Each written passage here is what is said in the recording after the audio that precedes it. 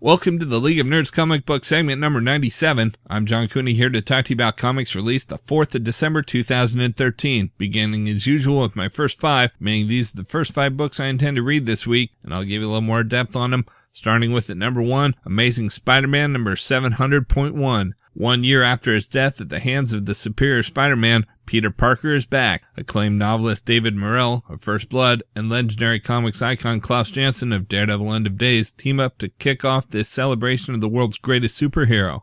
With a blizzard crippling New York City, Spider-Man must protect the city, but Aunt May's life is in danger.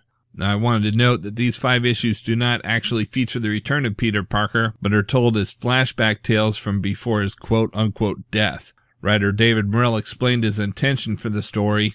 Without giving anything away, I have to go back to my intentions, which is that the realistic approach to the character. There are dimensions here of decisions that Peter Parker has to make as Spider-Man. Remembering now there's a bifurcated thing there, and that the ultimate theme of the piece is what does it truly mean that with great power comes great responsibility. What it's easy enough to say that, but what does it mean if you had to make certain choices? And basically that was the central conflict that I wanted the piece to reflect.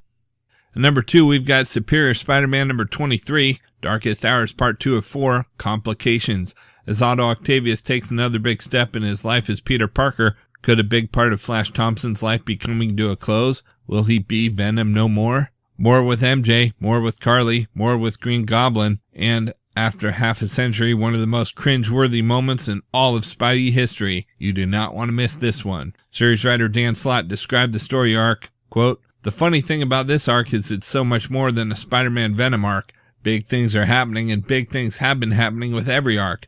We're keeping the foot on the gas. It's fun that a regular complaint of people is that too much is happening in Superior Spider-Man. Every arc has a twist, a big development. It never stops. It keeps ramping up. Don't you dare miss an issue. Even with Superior Spider-Man number 22, we're having Superior Spider-Man fight Agent Venom for the first time. Then we have Carly Cooper doing things, and then Parker Industries, as well as the evil schemes of the Green Goblin. It doesn't stop." Close quote. At number 3, we've got Inhumanity number 1. After Infinity, the Marvel Universe has changed. The Avengers find themselves face-to-face with Karnak, who has discovered the secret of the Inhumans that will shake the Marvel U to its core. Marvel Editor-in-Chief Axel Alonso spoke about the impact of Infinity building into Inhumanity. Quote, "Black Bolt and Maximus leave a huge vacuum behind them. You'll see this vacuum immediately in Inhumanity and Inhumanity Medusa, and then in Inhuman. As far as the new characters, most new Inhumans will break out of their cocoons with no idea who the Blackguard brothers are. As for whether they're happy or mad with their gift, I'd say there will almost be as many responses to people waking up Inhuman as there are new Inhumans. Some will see their lives ruined, some will see their lives made. Heck, if I woke up with superpowers, I don't think I'd be mad." Close quote. At number 4, we've got Amazing X-Men number 2. The X-Men, on the search for Nightcrawler, find themselves separated. Wolverine and Northstar are mysteriously in heaven, but where does that leave the rest of the team? Series writer Jason Aaron shared his thoughts about the team lineup. Quote, "For the first arc, I wanted a small core group. Storm, Beast, and Iceman are characters I've already been writing quite a bit of over in Wolverine and the X-Men, so I wanted to bring them over for sure. Northstar was editor Nick Lowe's suggestion, and I don't think I'd ever written that character before. I've been a huge fan of his, though, going back to the original John Byrne Alpha Flight series, which I loved. He'll be fun to play with because he's certainly a voice of opposition to Wolverine. He and Logan butt heads quite a bit. It's also fun to play with his powers and portray them in different ways." Close quote. And at number 5, we've got Terminator Salvation, the Final Battle, number 1 of 12. A-listers J. Michael Straczynski and Pete Woods unite for the biggest Terminator story ever. Hopping between the future and the past, this sweeping 12-issue epic counts down the end of the machine war, but not the one the fans expect. Everything is at stake, and the fates of Skynet and John Connor will be told. Series writer J. Michael Straczynski explained the setting for the story. Quote, The story that I've always wanted to see visualized and that I think other fans of the movies have eagerly anticipated is the battle that set all the movies into motion, the assault on Skynet, the Terminators going through and what happens afterward on both sides of the timeline. So the events weave in and out of the tapestry of the Terminator, showing what we know or what we think we know, then turning the camera around to show us what we thought we knew may not exactly be what happened. The only timeline in which you could set that story would be after Salvation." Close quote. Rounding out the top 10 at number 6, we've got Invincible Universe number 8. Red Eye rules Rio de Janeiro from behind the gold-plated bars of his prison palace. At number 7, we've got Cataclysm, The Ultimate's Last Stand, number 2 of 5. The Ultimates discover where Galactus has come from. If they send the World Destroyer back to where he came from, all that would do is create more destruction and havoc. Miles Morales is heading to the Marvel Universe.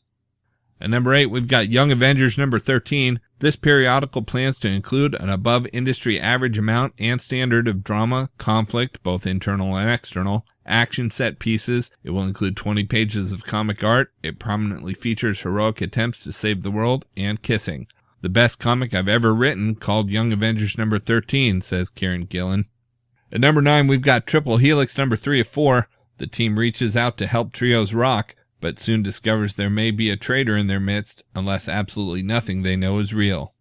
And at number 10, we've got Trillium number 5 of 8. The last love story continues to amaze in the book the critics at Big Shiny Robot call, quote, unique in its storytelling, dense and well rendered, a work of artistic craftsmanship that you just don't see in comics anymore. Have this title added to your pull list immediately, close quote. Indulge in the romance and discover how the fabric of the universe will never be the same.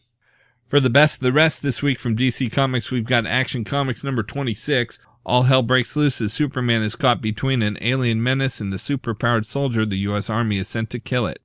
Next, we have Batman Superman number 6. Throughout the cosmos, one name commands respect and fear above all others. That name is Mongol, and the world-conquering despot has his eyes set on the Earth, and unless Batman and Superman can take down the mad monstrous might of Mongol, the whole world will suffer. And we've got Detective Comics number 26. Batman works to contain a swarm of genetically altered killer bats, as well as She-Bat and other humans who have been mutated into bat people. From Marvel Comics, we've got Avengers Annual 2013 number 1. It's Christmas Eve in Avengers Tower. Everybody's got somewhere better to be, and Cap's all alone on tower-sitting duty. Or is he? Outside all is calm, all is quiet, but inside it's an avalanche of mayhem as an intruder turns the Avengers' own tower against them. And introducing Zamira. She's Meryl Streep with a vengeance, or maybe just a hormonal teenager with out-of-control superpowers. Next we have Daredevil Dark Knights number 7 of 8. Miami, Florida. Out of his element, surrounded by enemies, misty night breathing down his neck. Is this a problem for Matt Murdock? Nope. Jimmy Palmiotti of Daredevil and Tony Silas of Venom bring you In the Name of the King Part 2. We've also got Fearless Defenders number 12, final issue. The Defenders make a stand against the apocalyptic Doom Maidens. Hopefully some of the team survives. Valkyrie and Annabelle have a complicated relationship, and it's only going to become even more perplexing and problematic as of this issue. A new cosmically awesome character joins the team, and you'll never expect this addition to the cast. Carolyn LeFay comes face to face with one of her estranged parents. Next we have Guardians of the Galaxy number 9, Infinity Tie-In. The Infinity Adventure continues as Thanos' rise might lead to the Guardians' fall. We've also got Indestructible Hulk Annual number 1, Journey into Science, guest starring Iron Man. Before Bruce Banner and Tony Stark became heroes, they built weapons. But who inspired them? One of Bruce's lab assistants has unraveled a mystery from the past. Now S.H.I.E.L.D. must send Hulk and Iron Man to retrieve one of the greatest weapon designers of all time. Will they come back as weapons of mass destruction themselves? Next we have Iron Man number 19, Iron Metropolitan Part 2, Pepper meets P-E-P-P-E-R. Uh-oh. Pepper discovers Tony's family secret, a whole different kind of uh-oh. The grand unveiling of the core of Troy, Tony's Iron Metropolitan in Mandarin City. What could go wrong? We've also got Longshot Saves the Marvel Universe number 3 of 4, the worst threats that ever have or will face the Marvel Universe, the Hulkvengers, Kraven the Phoenix, Wolfcap, Wolverine King of the Vampires, Cosmic Carnage. Sounds like a job for Longshot, right?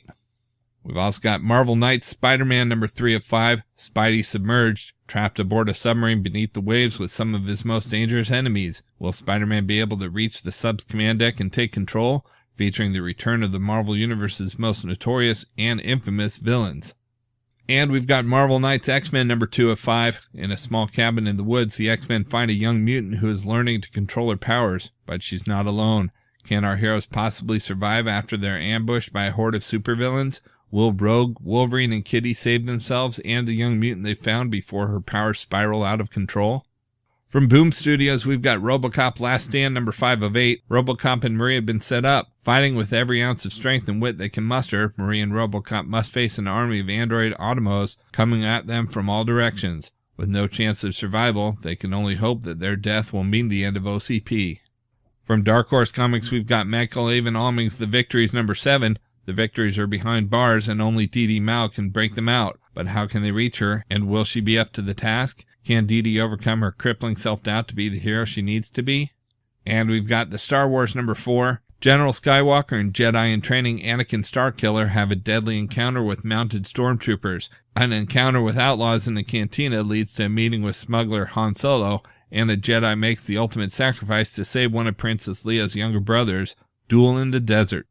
From Dynamite Entertainment, we've got Battlestar Galactica number 6. What is it like to be a member of the Battlestar's valiant crew? Find out in this issue as we follow the highs and lows of one duty shift aboard the Galactica, just a day like any other in the fight to keep mankind alive. And we've got Kevin Smith's The Bionic Man number 26. He's fought everything from giant robots to bionic Bigfoot and lived to tell about it. But when Steve's best friend becomes his mortal enemy, it'll be the fight of his life. When the smoke clears, the Bionic Man and OSI will be changed forever. From IDW Publishing, we've got Doctor Who number 16, Dead Man's Hand Part 4 of 4, series finale. The people of Deadwood fighting zombie gunfighters and cross-dimensional alien invaders. Oscar Wilde debating for Earth's very existence. Wild Bill Hickok, Calamity Jane and Clara in a suicidal stagecoach attack. Thomas Edison's redemption. And the Doctor sacrificing everything one last time. But is it enough? And we've got Star Trek Con number 3 of 5. The exclusive never-before-seen origin of Star Trek's greatest villain continues here in the official tie-in to the blockbuster hit Star Trek Into Darkness. The legendary eugenics war lay waste to the planet as Khan fights to preserve his empire. Don't miss this all-new epic overseen by Star Trek writer-producer Roberto Orci.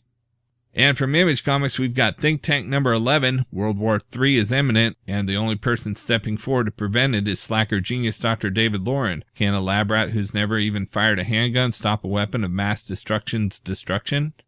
And we've got Velvet number 2. On the run from her own agency, Velvet must find out what really got Agent X-14 killed. And the only way to do that is to retrace his steps. And that's a pathway of dead bodies, ruined lives, and angry mercenary soldiers. And along the way, one of Velvet's darkest secrets is revealed. Don't miss the second issue of this white-hot new series from the hit creators of Captain America Winter Soldier Saga. Out in trades this week, we've got Nightwing Volume 3, Death of the Family trade paperback. In this title, collecting Nightwing number 13 through 18 and Batman number 17, the Joker returns to Gotham City and he's more dangerous than ever. The Joker sets his twisted sights on the members of the Bat family and hits them where it hurts. And for Dick Grayson, that means going after the family he's built up for the past year at Haley's Circus. We've also got Fantastic Four by John Byrne Omnibus Volume 2 hardcover. Superstar John Byrne's legendary run concludes with one of the most innovative periods in Fantastic Four history. The sensational She-Hulk replaces the Thing, Sue Richards becomes the Invisible Woman, and Mr. Fantastic is tried for his crimes against the universe. Also featuring the return of Doctor Doom, the fate of Reed and Sue's unborn child, the resurrection of Jean Grey, and more. As the FF confront deadly foes including the Mole Man, Dr. Octopus, Terminus, the Beyonder, Mephisto, Psycho Man, and Annihilus. Plus the unfinished Last Galactus story reprinted for the first time. Collecting Fantastic Four number 261 to 295 and Annual number 18 to 19, Alpha Flight number 4, Thing number 10 and 19, Avengers Annual number 14, material from Secret Wars number 2, Epic Illustrated 26 through 34, What If number 36, What the number 2 and 10, Thing number 7, Fantastic Four Roast, and Fantastic Four Special Edition number 1. And last, we've got Wolverine by Jason Aaron, the Complete Collection Volume 1 trade paperback. He's the best there is at what he does, and Wolverine's not so bad either. Now the debut of writer Jason Aaron's acclaimed and character-defining Wolverine run is collected in one volume. Joined by some of comics' top artists, Aaron pits Wolverine against an array of twisted foes, including superpowered kung fu gangsters, a platoon of adamantium-enhanced mercenaries, a broken little man with a very big gun, a non-stop barrage of Marvel's heaviest hitters, and, in a brutal no-holds-barred battle that may destroy them both, the treacherous shape-changing Mystique. Guest starring Spider-Man, the X-Men, X-Force, the Avengers, and more, collecting Wolverine number 56, 62 to 65, and material from 73 and 74, Wolverine Manifest Destiny number 1 through 4, Wolverine Weapon X 1 through 5, and material from Wolverine number 175. Okay, so that's just a few of my favorite books out this week, and there's still plenty of others available, and I broke out all the Marvel titles this week in their own video, as well as a separate video for all of DC, and even a video with the top independent publishers. You can find them all on my YouTube channel at he'sgotissues.com, and we'll have links up on the leagueofnerds.com, our Facebook page, so be sure to like us there too. And of course, you can follow everything I'm reading on Facebook, Pinterest, Tumblr, or Twitter. You can find links to everything in the About section at he'sgotissues.com. And a reminder that both He's Got Issues and the League of Nerds are proud members of the Comics Podcast Network. So until next week, I'm John Cooney, and I've got issues.